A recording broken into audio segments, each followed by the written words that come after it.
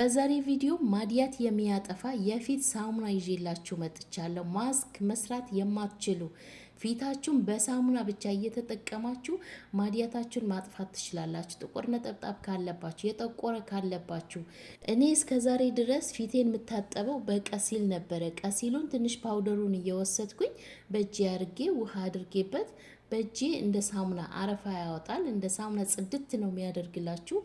በቀሲልና በሌሎችም ግብአቶች እየሰራሁ አሳያችኋለሁ። ቪዲዮውን እስከ መጨረሻ ተከታተሉት። አሰላሙ አለይኩም ውድና የተከበራችሁ የሮዛ ጉራጌ ቻናል ቤተሰቦች እንዴት ናችሁ? ዛሬ እንግዲህ በሚገርም ቪዲዮ ተገናኝተናል። የፊት ሳሙና ለገላችሁም ይሆናል ሳሙና ይዤላችሁ መጥቻለሁ። ቪዲዮውን እስከ መጨረሻ ተከታተሉት። ቀጥታ ወደ አሰራሩ እንገባለን። በመጀመሪያ ደረጃ የምጠቀመው ምስር ነው። ቀይ ምስር እጠቀማለሁ። እንደዛው ሌሎችን ግብአቶች እያንዳንዱ አሰራሩን አጠቃቀሙን ማሳያችሁ ይሆናል። ቪዲዮውን እስከ መጨረሻ ተከታተሉት። በቀጣይ አብሽ እጠቀማለሁ።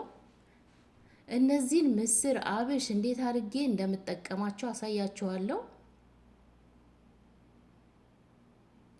አብሽ፣ ምስር እጠቀማለሁ። እነዚህን አብሽና ምስሮቹን በደንብ አድርጌ ድቅቅ አድርጌ ነው የምፈጫቸው። እየተፈጨ ነው የምጠቀመው። እዚህ ጋር የምታዩት ቀሲል ነው። ቀሲል 2 ማንኪያ እጠቀማለሁ። በቀጣይ ምስሩን ፈጭቼ በዚህ መልኩ 2 ማንኪያ እጠቀማለሁ። ይሄ የምታዩት አብሽ ነው። አብሽ 2 ማንኪያ እጠቀማለሁ። አብሽ እንደሚታወቀው ፊታችሁ እንዳይሸበሸብ ያደርግላችኋል። ፊታችሁ የወጣት የህፃን ፊት ነው የሚያስመስልላችሁ። አብሽ ብዙ ጊዜ የሚጠቀሙት ሞሮኮዎች ናቸው። ሞሮኮዎች አብሽ የአብሽ ማስክ ካጠገባቸው አይለኝም። የአብሽ ማስክ ፊታቸው እንዳይሸበሸብ፣ ፊታቸው እንዳያረጅ በየጊዜው ይጠቀሙታል። እነዚህን 3 ግብአቶች አንድ ላይ የተፈጨ አንድ ላይ አርጌ አቀላቅዬ በቃይን አርጌ አስቀምጫለሁ። በቀጣይ ይሄንን የምታዩት ሳሙና ምንም አይነት ሽታ የለውም። ምንም አይነት ሽታ የሌለው ጽድት ያለ ምንም ከኬሚካል ነፃ የሆነ ምርጥ ሳሙና ነው።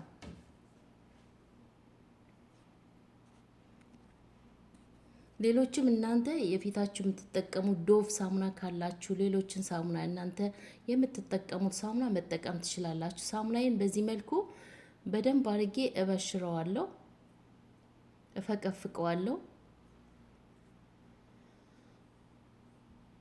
በዚህ መልኩ ሳሙናዬን ፈቅፍቄ ጨርሻለሁ። በቀጣይ እንዴት አድርጌ እንደምሰራ አሳያችኋለሁ። ቪዲዮን ላይክ አድርጉት። ቪዲዮን እስከ መጨረሻ ተከታተሉት። እንዴት አድርጌ እንደምሰራ መጨረሻውን አይታችሁ ሰርታችሁ ተጠቀሙት።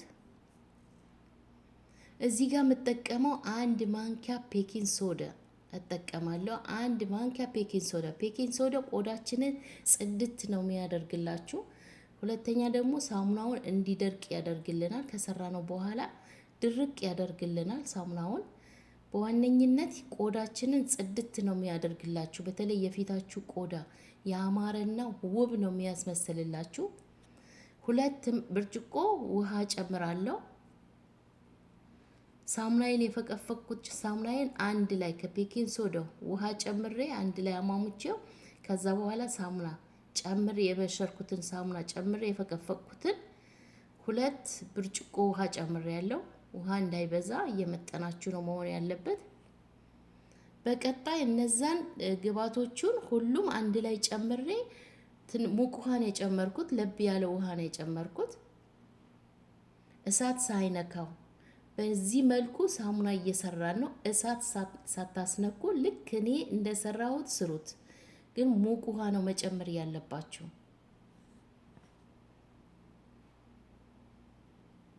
ምርጥ ሳሙና ነው። የምር ታመሰግኑኛላችሁ። ሽታው ራሱ ልነግራችሁ አልችልም። ፊታችሁ ራሱ ልክ ስትታጠቡበት ብርት ልስልስ፣ ቆዳችሁ ልስልስ ነው የሚያደርግላችሁ።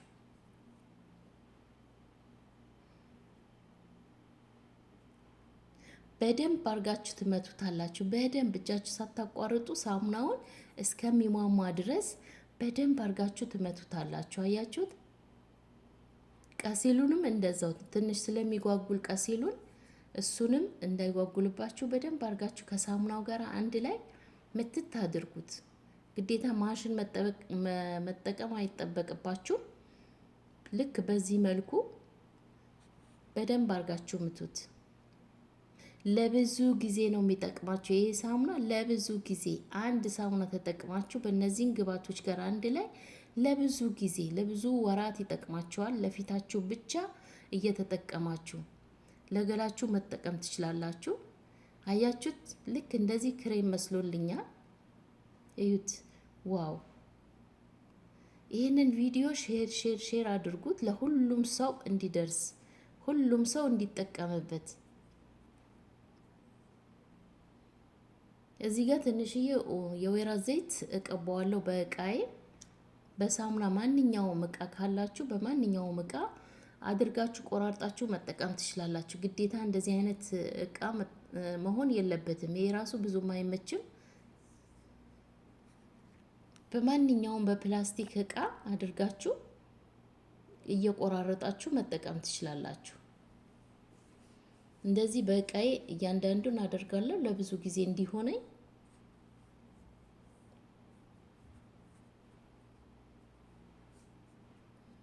እንግዲህ በዚህም መልኩ በትንንሹ አደርጋለሁ። ትንንሽዬ ሳሙና እየወሰድኩኝ እንድጠቀም እንዲያመቸኝ ማለት ነው።